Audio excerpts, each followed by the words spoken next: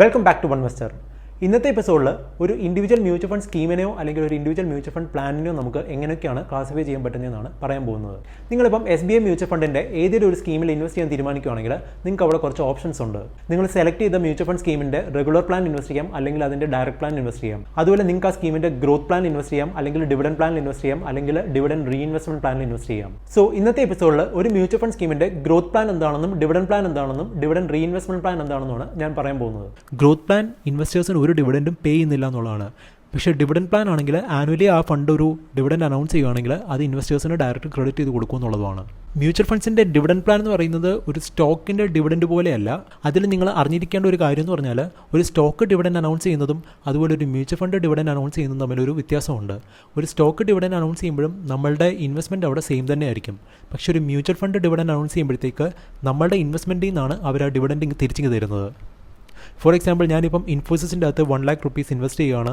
അവരൊരു 1000 rupees എനിക്ക് dividend തരുവാണെങ്കിൽ എൻ്റെ ഇൻവെസ്റ്റ്മെൻറ്റ് അപ്പോഴും അവിടെ 1 lakh rupees തന്നെയാണ്. പക്ഷേ ഇപ്പോൾ ഒരു മ്യൂച്വൽ ഫണ്ട് ഞാൻ 1 lakh rupees ഇൻവെസ്റ്റ് ചെയ്യുകയാണ്, അവർ 10,000 rupees ഡിവിഡൻഡ് അനൗൺസ് ചെയ്യുകയാണെങ്കിൽ ശരിക്കും എൻ്റെ ഫണ്ടിൻ്റെ വാല്യൂ അവിടെ ആ 10,000 തന്നെ താഴ്ന്നിട്ടുണ്ടായിരിക്കും. ചില മ്യൂച്വൽ ഫണ്ട് ഡിവിഡൻഡ് പ്ലാൻ കൂടാതെ ഡിവിഡൻഡ് റീഇൻവെസ്റ്റ്മെന്റ് പ്ലാൻ എന്ന് പറഞ്ഞൊരു പ്ലാൻ കൂടെ ഇറക്കാറുണ്ട്. അതും ഡിവിഡൻഡ് പ്ലാനും തമ്മിലുള്ള ഡിഫറൻസ് എന്ന് പറഞ്ഞാൽ ഇതാണ്: ഇത് രണ്ടും ഡിവിഡൻഡ് അനൗൺസ് ചെയ്ത് കഴിയുമ്പോഴത്തേക്ക് NAV അഡ്ജസ്റ്റ് ചെയ്യും. പക്ഷേ ഡിവിഡൻഡ് റീഇൻവെസ്റ്റ്മെന്റ് പ്ലാൻ ആണെങ്കിൽ ആ ഡിവിഡൻഡ് യൂസ് ചെയ്തിട്ട് വീണ്ടും യൂണിറ്റ്സ് പർച്ചേസ് ചെയ്യുകയാണ് ചെയ്യാറ്. അതായത് ഡിവിഡൻഡ് അനൗൺസ് ചെയ്ത് കഴിയുമ്പോഴത്തേക്ക് ഡിവിഡൻഡ് പ്ലാൻ ആണെങ്കിൽ നിങ്ങളുടെ NAV താഴും, യൂണിറ്റ്സ് സെയിം തന്നെ ആയിരിക്കും. പക്ഷേ ഡിവിഡൻഡ് റീഇൻവെസ്റ്റ്മെന്റ് പ്ലാൻ ആണെങ്കിൽ NAV താഴും, പക്ഷേ യൂണിറ്റ്സ് കയറും. അതായത് നിങ്ങളുടെ ഫൈനൽ വാല്യൂ എന്ന് പറയുന്നത് ഗ്രോത്ത് പ്ലാനുമായിട്ട് ഏകദേശം സെയിം ആയിരിക്കും. ഒരു മ്യൂച്വൽ ഫണ്ടിൻ്റെ ഗ്രോത്ത് പ്ലാൻ ജനറേറ്റ് ചെയ്യുന്ന പ്രോഫിറ്റ്സും അതുപോലെ ആ ഫണ്ടിന് കിട്ടിയിട്ടുള്ള ഡിവിഡൻസും വീണ്ടും ആ ഫണ്ടിൽ തന്നെയാണ് അവർ ഇൻവെസ്റ്റ് ചെയ്യുന്നത്. അതുകൊണ്ട് തന്നെയാണ് ഒരു മ്യൂച്വൽ ഫണ്ടിൻ്റെ ഗ്രോത്ത് പ്ലാൻ്റെ NAV ആ ഫണ്ടിൻ്റെ ഡിവിഡൻഡ് പ്ലാനിനേക്കാളും ഹയറായിട്ട് നിൽക്കുന്നത്. ഒരു മ്യൂച്വൽ ഫണ്ടിൻ്റെ ഗ്രോത്ത് പ്ലാനിൽ നിങ്ങൾക്ക് പ്രോഫിറ്റ്സ് റിയലൈസ് ചെയ്യണമെന്നുണ്ടെങ്കിൽ ആ ഫണ്ടിൻ്റെ യൂണിറ്റ്സ് റിഡീം ചെയ്താൽ മാത്രമേ നിങ്ങൾക്ക് പറ്റത്തുള്ളൂ. അതുപോലെ ഒരു മ്യൂച്വൽ ഫണ്ടിൻ്റെ ഡിവിഡൻഡ് പ്ലാൻ ആണെങ്കിൽ അവർ ജനറേറ്റ് ചെയ്യുന്ന പ്രോഫിറ്റ്സും അതുപോലെ അവർക്ക് കിട്ടിയിട്ടുള്ള ഡിവിഡൻസ് എല്ലാം ആ ഫണ്ടിൽ തന്നെ ആദ്യം ഇൻവെസ്റ്റ് ചെയ്യും. എന്നിട്ട് ഒരു സർട്ടൺ ടൈം എത്തുമ്പോഴത്തേക്ക് അത് ഇൻവെസ്റ്റേഴ്സിനെല്ലാം ഡിസ്ട്രിബ്യൂട്ട് ചെയ്യുകയാണ് ചെയ്യാറ്. ഡിവിഡൻസ് ഡിക്ലെയർ ചെയ്യുന്നതിന് ഒരു സ്പെസിഫിക് ഡേറ്റ് ഒന്നുമില്ല. ആ സ്കീം അല്ലെങ്കിൽ ആ ഫണ്ട് എപ്പോഴാണ് പ്രോഫിറ്റ് ജനറേറ്റ് ചെയ്യുന്നത് അപ്പോഴൊക്കെ അവർ ഡിവിഡൻസ് അനൗൺസ് ചെയ്തേക്കാം. ഒരു ഫണ്ട് എപ്പോഴാണ് ഡിവിഡൻഡ് അനൗൺസ് ചെയ്യുന്നതെന്നുള്ളത് അതിൻ്റെ ഫണ്ട് മാനേജറാണ് തീരുമാനിക്കുന്നത്.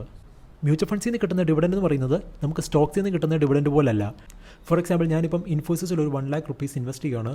ഒരു വർഷം കഴിഞ്ഞപ്പോഴത്തേക്ക് അവരെനിക്കൊരു 5,000 രൂപ ഡിവിഡൻഡായിട്ടും തരികയാണ്. ആ 5,000 രൂപ ഡിവിഡൻഡ് തരുമ്പോഴത്തേക്ക് എൻ്റെ ഇൻവെസ്റ്റ്മെൻറ്റ് അപ്പോഴും അവിടെ 1 lakh rupees തന്നെയാണ്. പക്ഷേ ഞാൻ മ്യൂച്വൽ ഫണ്ടിൽ ഇൻവെസ്റ്റ് ചെയ്യുമ്പോഴത്തേക്ക് ഞാനിപ്പോൾ 1 lakh rupees ഇൻവെസ്റ്റ് ചെയ്യുകയാണ്. ഒരു വർഷം കഴിഞ്ഞപ്പോഴത്തേക്ക് എൻ്റെ ഫണ്ടിൻ്റെ വാല്യൂ 1.2 lakhs എത്തി. അവരൊരു 10,000 rupees ഡിവിഡൻഡ് അനൗൺസ് ചെയ്യുകയാണ്. അപ്പം എൻ്റെ ഫണ്ടിൻ്റെ വാല്യൂ അവിടെ 1.2 lakhs നിന്ന് 1.1 lakh എത്തും. ഇതാണ് ആക്സിസിൻ്റെ ലോങ് ടേം ഇക്വിറ്റി ഫണ്ടിൻ്റെ ഗ്രോത്ത് പ്ലാനും ഡിവിഡൻഡ് പ്ലാനും. നിങ്ങൾക്ക് സ്ക്രീനിൽ നോക്കുമ്പോൾ മനസ്സിലാക്കാൻ പറ്റും, ഗ്രോത്ത് പ്ലാനിൻ്റെ NAV എന്ന് പറയുന്നത് ഡിവിഡൻഡ് പ്ലാനിൻ്റെ NAVക്കാളും ഓൾമോസ്റ്റ് 10 രൂപ കൂടുതലാണ്. അതിനർത്ഥം ഈ ഫണ്ടിൻ്റെ ഗ്രോത്ത് പ്ലാൻ അതിൻ്റെ ഡിവിഡൻഡ് പ്ലാനിനേക്കാളും ബെറ്ററായിട്ട് പെർഫോം ചെയ്തു എന്നല്ല, ആ എക്സസ് റിട്ടേൺ ഡിവിഡൻഡായിട്ട് ഇൻവെസ്റ്റേഴ്സിന് തിരിച്ചു കൊടുത്തു എന്നാണ് അതിനർത്ഥം. ഇനി ഒരു മ്യൂച്വൽ ഫണ്ടിൻ്റെ ഗ്രോത്ത് പ്ലാനെ പറ്റിയും ഡിവിഡൻഡ് പ്ലാനിനെ പറ്റിയും നിങ്ങൾ അറിഞ്ഞിരിക്കേണ്ട കുറച്ച് കാര്യങ്ങളാണ് ഞാൻ പറയാൻ പോകുന്നത്. അതിൽ ആദ്യത്തെ കാര്യം എന്ന് പറഞ്ഞാൽ ഒരു മ്യൂച്വൽ ഫണ്ടിൻ്റെ ഗ്രോത്ത് പ്ലാൻ ആയാലും ശരി ഡിവിഡൻഡ് പ്ലാൻ ആയാലും ശരി അതിൻ്റെ ആക്ച്വൽ പെർസെൻറ്റേജ് റിട്ടേൺസ് എന്ന് പറയുന്നത് സെയിം തന്നെയാണ്. അതിൻ്റെ റീസൺ എന്താണെന്ന് ചോദിച്ചാൽ ഡയറക്റ്റ് പ്ലാൻ ആയാലും ശരി ഡിവിഡൻഡ് പ്ലാൻ ആയാലും ശരി അവർ ഹോൾഡ് ചെയ്തിരിക്കുന്ന അസറ്റ്സ് എല്ലാം സെയിം തന്നെയാണ്. സോ ആ അസറ്റിൻ്റെ പെർഫോമൻസ് ഗ്രോത്ത് പ്ലാനിലും ഡിവിഡൻഡ് പ്ലാനിലും ഒരേപോലെ ആയിരിക്കും വർക്കൗട്ട് ആവുന്നത്. ഗ്രോത്ത് പ്ലാനിൽ ഇൻവെസ്റ്റ് ചെയ്യുന്നവർക്ക് കൂടുതൽ റിട്ടേൺസ് ഫൈനലി കിട്ടുന്നത് എന്തുകൊണ്ടാണെന്ന് ചോദിച്ചാൽ അവർ കൂടുതൽ പൈസ അവിടെ ഇൻവെസ്റ്റ് ചെയ്തുകൊണ്ട് മാത്രമാണ്. കാരണം അവരുടെ ഡിവിഡൻസ് എല്ലാം വീണ്ടും അവർ റീഇൻവെസ്റ്റ് ചെയ്തിരിക്കുകയാണ് ഓട്ടോമാറ്റിക്കായിട്ട്. അടുത്ത കാര്യം എന്ന് പറഞ്ഞാൽ ഡിവിഡൻസ് എന്ന് പറയുന്നത് ഇൻവെസ്റ്റേഴ്സിൻ്റെ കയ്യിൽ ടാക്സ് ഫ്രീ ആണ്. പക്ഷേ ഓരോ പ്രാവശ്യം ഡിവിഡൻഡ് അനൗൺസ് ചെയ്യുമ്പോഴത്തേക്കും ഇക്വിറ്റി ഫണ്ട്സ് ആണെങ്കിൽ 10%, അതുപോലെ ഡെറ്റ് ഫണ്ട്സ് ആണെങ്കിൽ 28.84% ഡിവിഡൻഡ് ഡിസ്ട്രിബ്യൂഷൻ ടാക്സ് ആയിട്ട് മ്യൂച്വൽ ഫണ്ട് കമ്പനി പേ ചെയ്യുന്നുണ്ട്. അതെന്ന് പറയുന്നത് ആ ഫണ്ടിൽ നിന്നാണ് അവരെടുത്ത് പേ ചെയ്യുന്നത്. അതായത് ഓവറോൾ റിട്ടേണിനെ അത് അഫക്റ്റ് ചെയ്യുന്നത്. നിങ്ങളുടെ ഉദ്ദേശം ബെറ്റർ റിട്ടേൺ ആണ് അല്ലെങ്കിൽ ലോങ് ടേം ബെനിഫിറ്റ് ആണെന്നുണ്ടെങ്കിൽ നിങ്ങൾ ഗ്രോത്ത് പ്ലാനിൽ വേണം ഇൻവെസ്റ്റ് ചെയ്യാനായിട്ട്. ഡിവിഡൻസിനെ മാത്രം കണ്ടുകൊണ്ട് ഒരു ഡിവിഡൻഡ് പ്ലാനിൽ ഇൻവെസ്റ്റ് ചെയ്യരുത്. കാരണം അവരെപ്പോഴാണ് ഡിവിഡൻഡ് അനൗൺസ് ചെയ്യുന്നത് നമുക്ക് പറയാൻ പറ്റത്തില്ല. നിങ്ങൾക്ക് ആവശ്യമുള്ളപ്പം ആ ഡിവിഡൻഡ് കിട്ടിയേക്കണമെന്നില്ല. മാത്രമല്ല ഡിവിഡൻഡ് ആയിട്ട് കിട്ടുന്ന എമൗണ്ട് എന്ന് പറയുന്നത് നിങ്ങളുടെ ഫണ്ട് റിക്വയർമെൻറ്റിനെ മീറ്റ് ചെയ്യണമെന്നില്ല. അപ്പോൾ ചെയ്യേണ്ടത് എന്താണെന്ന് ചോദിച്ചാൽ നമ്മൾ ഗ്രോത്ത് ഫണ്ടിൽ ഇൻവെസ്റ്റ് ചെയ്തിട്ട് നമുക്ക് ഫണ്ട് റിക്വയർമെൻറ്റ് എപ്പോഴാണോ ഉള്ളത് അപ്പോൾ പോയി അതിന് വേണ്ട യൂണിറ്റ്സ് പോയി റിഡീം ചെയ്യാമെന്നുള്ളതാണ്. അങ്ങനെ റിഡീം ചെയ്യുമ്പോഴത്തേക്ക് നമുക്ക് എത്ര രൂപയാണ് കിട്ടുന്നത് അതിന് ഫുള്ള് പോയി ടാക്സ് കൊടുക്കേണ്ട ആവശ്യമില്ല. അതിൻ്റെ അകത്ത് എത്ര രൂപയാണോ ഗെയിന് അതിൻ്റെ പെർസെൻറ്റേജ് മാത്രം ടാക്സ് ആയിട്ട് കൊടുത്താൽ മതി. അതിപ്പം ഷോർട്ട് ടേമിലാണെങ്കിൽ 15%, ലോങ് ടേം ആണെങ്കിൽ നിങ്ങൾക്ക് 1 ലക്ഷം രൂപയിലധികം പ്രോഫിറ്റ് ഉണ്ടെങ്കിൽ മാത്രമേ ടാക്സ് കൊടുക്കേണ്ട ആവശ്യമുള്ളൂ. ഇതാണ് ഒരു മ്യൂച്വൽ ഫണ്ടിൻ്റെ ഗ്രോത്ത് പ്ലാനിൻ്റെയും ഡിവിഡൻഡ് പ്ലാനിൻ്റെയും അതുപോലെ ഡിവിഡൻഡ് റീഇൻവെസ്റ്റ്മെൻറ്റ് പ്ലാനിൻ്റെയും ഒരു കമ്പാരിസൺ എന്ന് പറയുന്നത്.